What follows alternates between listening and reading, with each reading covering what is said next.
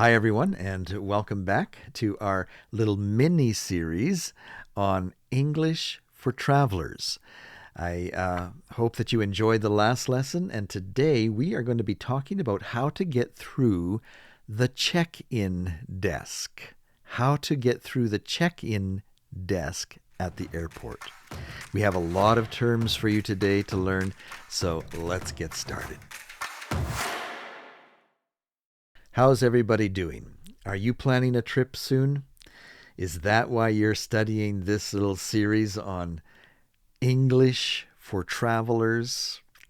Well, that's exciting that you are going on a trip. Maybe you're going to visit some family or friends that you haven't seen for many years now because of the COVID travel restrictions. And now you can go. So I want to wish you all the best as you make plans for your travel. And I'm guessing that because you're watching this lesson that you might be just a little bit concerned about how you're going to navigate through the airport. Maybe it's the first time that you have got on an airplane and you're just a little bit worried. You're stressed out about all of the things that you might have to do to make it from your home onto that airplane seat.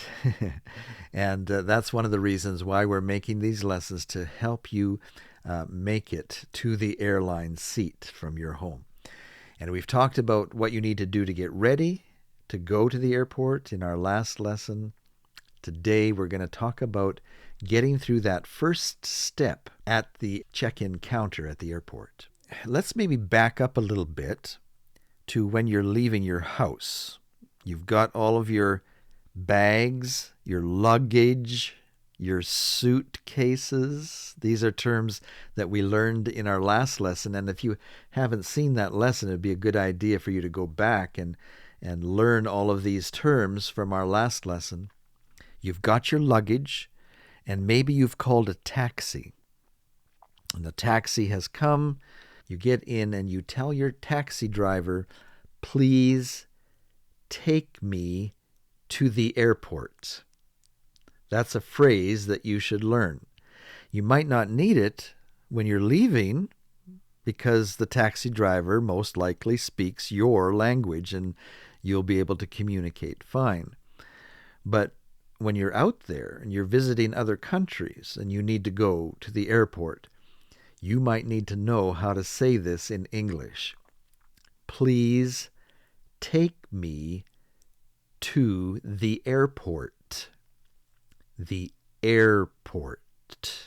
That's very important that you learn at least that word, airport. Because a lot of times you can just get in the taxi and say airport, and the taxi driver will know where you want to go.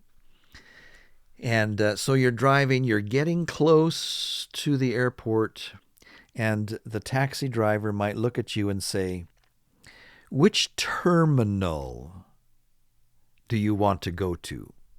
Which terminal do you want to go to? And you might not know how to answer that question if you haven't prepared for it. You might think, oh, well, I just want to fly. I want to go to the airport. Please take me to the airport. What's a terminal? Well, it's important to know before you leave the house which terminal your airline leaves from. Now, in some of the smaller cities, you won't have to worry about this because there may only be one terminal at the airport. But in the larger cities, there can be as many as 5 or 6 terminals. I think Los Angeles might even have 10, if I remember right. So you need to be able to know which terminal your airline is leaving from in order to be able to tell your taxi driver which terminal you want to go to. And a lot of times it will be printed right on your ticket. so you can check your ticket. And it's a good idea to do this while you're still at home. Look for the terminal right on your ticket. It'll usually say Terminal 3, Terminal 5, right on the ticket. If you can't find it on your ticket, then you might want to call your travel agent. They'll know. Or you might just want to go to the website of the airport, and they should be there giving you a listing of all of the airlines and which terminal they leave from. So if you're flying on Qatar, you can look on the website for Qatar Airlines, and they will say Terminal 3 or Terminal 1, as the case may be. So lots of ways to find out which terminal you're going to, but you should know. So you can tell your taxi driver. Now, the next thing that your taxi driver might ask you is, do you want to go to arrivals or departures? Or he might say, do you want to go to the arrival level or the departure level? Most airports have 2 levels. And if you're leaving, it's usually the upper level that you go to. The departure level is usually the top level. And the arrival level is the bottom level. What is the difference between arrival and departure? Well, when you're leaving to go on your flight, that's the departure. You're departing your country. You're departing the airport. But when you're coming to the airport, you're arriving at the airport. You're arriving at the country. And you get off your plane. You go to through customs and immigration.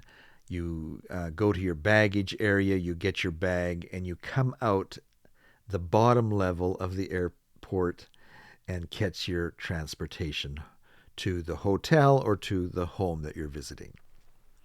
Arrivals or departures. That's important to know. And usually if you're flying out, you'll say, please take me to the departures level. The next question that the taxi driver might ask you is, what airline are you flying with today? What airline are you flying with today? And the reason why he asks that is because every terminal will have a certain section that is dedicated to a certain airline. And to save you a lot of steps, he will want to drop you off right at the area where your airline is going to have their check-in counter. If you don't know what airline you are flying with, he might just drop you anywhere, and you might have to struggle with both of your bags, your carry-on bags. Maybe you have a little toddler or maybe 2 or 3 toddlers with you, and you're having to walk a long distance to get to your check-in counter. You should know which airline that you're flying with. So you can tell the taxi driver, oh, today I'm flying Air Canada. And as you get to the right terminal, there'll be a sign there that says Air Canada. And they might even actually have 3 signs because they cover a larger area. And the taxi driver will let you off there, and you go in those doors. And as you go in those doors, you should be very close to the Air Canada check-in counter. Now, it's not always the case, and so if you get inside and you can't see Air Canada right away, what you can do is look. There's usually a big billboard with all of the flights that are leaving the airport in the next 5 or 6 hours. And you can look for your flight on that billboard. So Air Canada, flight 371, if that's your flight number, and it'll usually say the city that it's going to, well, you check your ticket. Yeah, that's my flight. And right beside it will be the check-in counter information. It'll give you either, it might say A3, And so you look down the aisle of the terminal, you look for the aisle A, and then head over to aisle A. And once you get to that area, you'll probably recognize the Air Canada logo, and you'll know that you're in the right area. Now, these days, things are changing at the airport. Modern technology is making it so that more and more these days, computers are doing the jobs that people used to. So, in some airports, the check-in process is done almost primarily on a computer. But in some of the older airports or some of the smaller airports or in countries that may not have the ability to install the computer equipment, it'll still be the old style where you have to go to an actual counter and talk to someone to get your boarding pass. So let's talk about both. First of all, let's talk about the old way, where you actually go to a counter, and you'll probably see a row of maybe 5 check-in counters with agents standing behind the counter. The one thing to watch for when you decide which row to line up to is that there might be a section, there might be a counter that says first class or business class. And if your ticket is an economy class, then you need to line up in the economy rows rather than try and go through the first class. They'll send you away once you get to the counter. They'll say, oh no, you need to go over here. And so whatever ticket you're flying on, that's the row to line up in. Economy class, depending on the size of the airplane, might have 5 or 6 counters, and just pick the row that doesn't have too many people and get in line. And then when it comes time for you to step up to the counter, usually they'll say, passport and ticket, please. Passport and ticket, please. Or, may I see your passport and ticket? May I see your passport and ticket? And so that's when you hand them your passport, and usually you'll have your ticket inside, or you'll hand them both. And they're going to take your passport, and that's probably the first thing that they'll look at to make sure, they go to the passport page, they make sure that the person in the passport is the same person that they're looking at. They don't want to let anybody on the plane that doesn't have the proper documents. And they want to make sure that the person on the passport is the same as the person that's before them, because otherwise you could have people who are using someone else's identity to get on the plane and maybe do something bad on the plane. All right, so that's the first thing they'll check. And then they're going to check to see that it's a valid passport. When does your passport expire? And they might even say, your passport is going to expire in 6 months. The country that you are going to requires that you have 9 months left on your passport. I'm afraid that you're going to have to get another new passport before you can travel to this country. We talked about that in our last lesson, that be sure that the country that you're going to will allow you to travel based on the expiry date that is listed in your passport. So once they've made sure that everything is okay, that your documents are in order, the next thing they'll probably do, especially after they've maybe looked at your ticket to see the country that you're traveling to, then he will usually look through your passport to make sure that you have the visa. We talked about how important it is to get your visa ahead of time, right? Because you don't want to get to the airport and have the lady say, well, did you get your visa? I don't see it here. and you say, "Oh, I forgot to get my visa." And if you don't have the visa to travel, and the country you're going to doesn't allow you, people from your country, to get a visa on arrival, then your trip will have to be canceled. You'll have to get all of your bags, get a taxi, and go home, and make sure that you get your visa before you try again. And it probably means that you will have lost a lot of money because you can't fly on the day that you bought your ticket for. So make sure you get your visa. She might ask you, like if she's looking through mine, I've got so many visas, all my pages are almost full. She might get tired of looking, and she might say, "Did you get a visa?" So I'll have to show her the visa that I got for that country. All right, so once she has made sure that everything is okay, that your documents are in order, she might check on her computer to make sure that your name is listed for this flight. And then she might say, "Oh, okay, how many bags do you have to check today?" Or, "Do you have any check-in bags?" Check-in bags. And so yes, you say, "Yes, I have 2 check-ins today." And if your ticket that you purchased allows for 2 check-in bags without any extra costs, then she'll ask you to put your bags on the belt.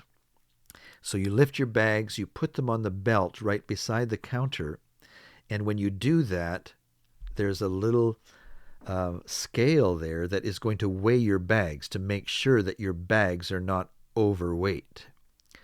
So be sure, even before you leave your house, that your bags are not overweight, because it can cause a real delay and problem at the airport.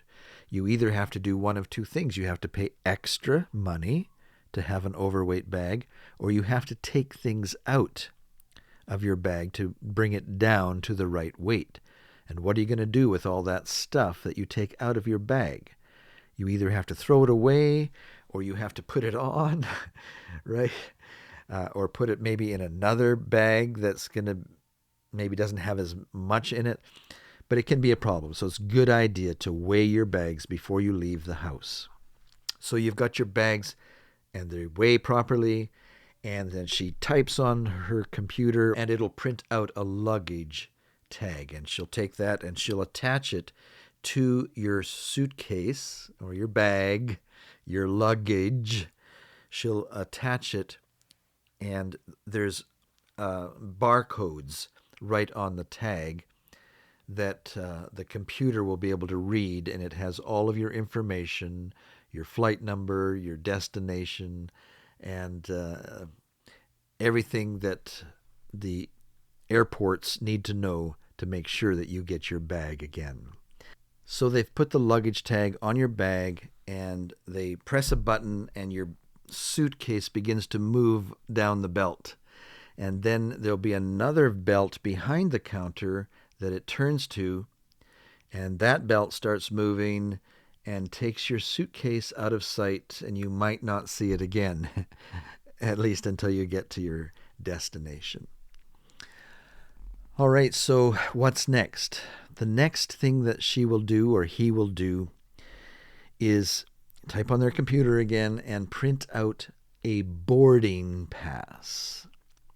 A boarding pass. And this is different than your ticket. Your ticket is the proof of purchase of the flight. It's what you get from your travel agent, that you have paid for this flight. But the boarding pass is the airline saying, "We agree that your ticket is valid, and we're now printing you another piece of paper called a boarding pass that will let you board the plane, get on the plane." And when you get to where your plane is parked, there'll be another ticket agent, or sometimes maybe even the same agent at the check-in counter. After they're finished there, they often go to the gate where your airline is parked, and they will check your boarding pass there and make sure that all of the information, and they'll also, again, check it against your passport. And if everything's okay on the boarding pass and passport, then you can get on the plane. The boarding pass has your name, your flight number. It has your boarding time, which is different than your departure time. You need to be at the gate where your plane is, scheduled for boarding time, not departure time. You need to be there for the boarding time. It might be 30 minutes before your departure time that you need to be standing there with your passport and your boarding pass ready to get on the plane. If you wait until the departure time to come to the gate and the counter, you'll probably be out of luck. The doors will be closed and the agents will have left and you will have missed your flight. So be sure that you get there 30 minutes before departure time. So that's what the boarding pass has on it. And the other important thing to note there is your gate number. That's going to be on your boarding pass, or at least usually it is on your boarding pass. Sometimes if you get there too early, the airline might not even know which gate your plane is going to park when it arrives. And so they can't give you the gate number when you get your boarding pass. And so where it says gate number on your boarding pass, it might be blank. Or it might say to be determined. Or TBD, which stands for to be determined. So in that case, if you are not assigned a gate when you get your boarding pass, then what you need to do is once you get past security and customs and immigration and are in the departure area, there'll be more billboards.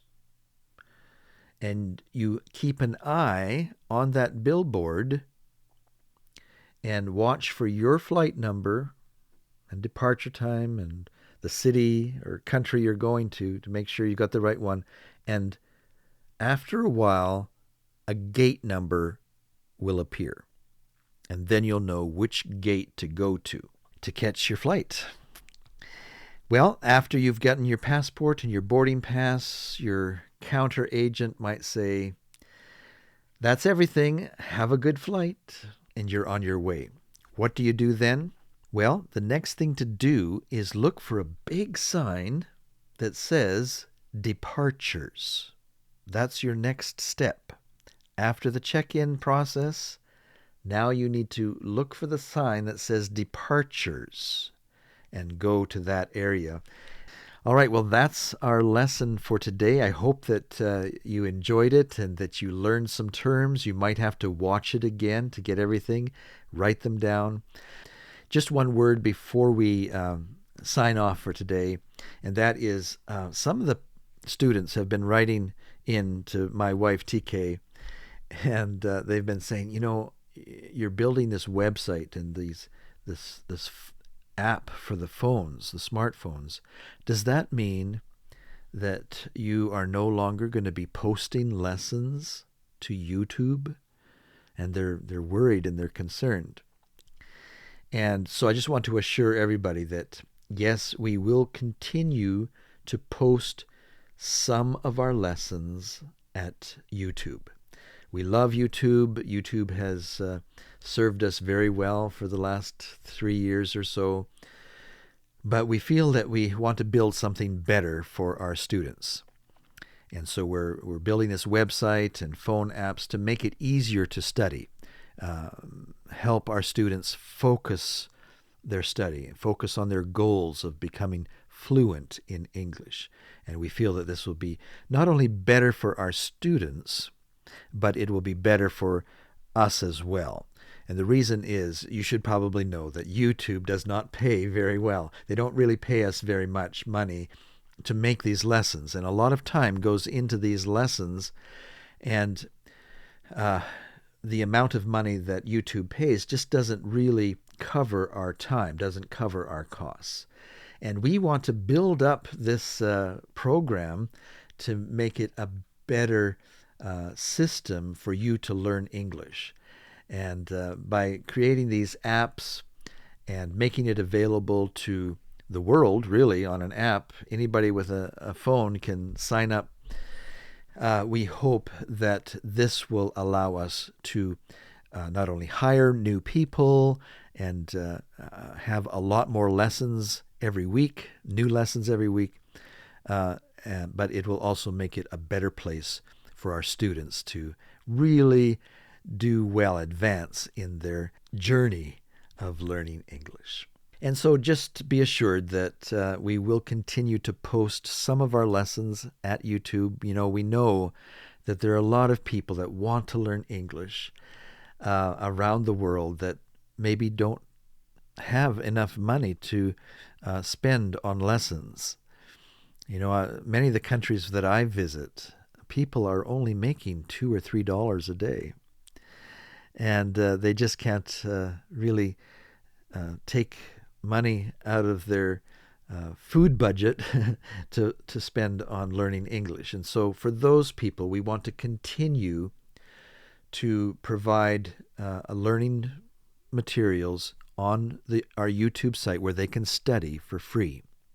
But at the same time, we also know that there are many students out there that can afford to pay for their lessons, and it'll work out great not only for us, because it'll allow us to grow our system and provide many more resources for learning English, many more lessons, but it'll also be better for you because you'll be in a much better learning environment.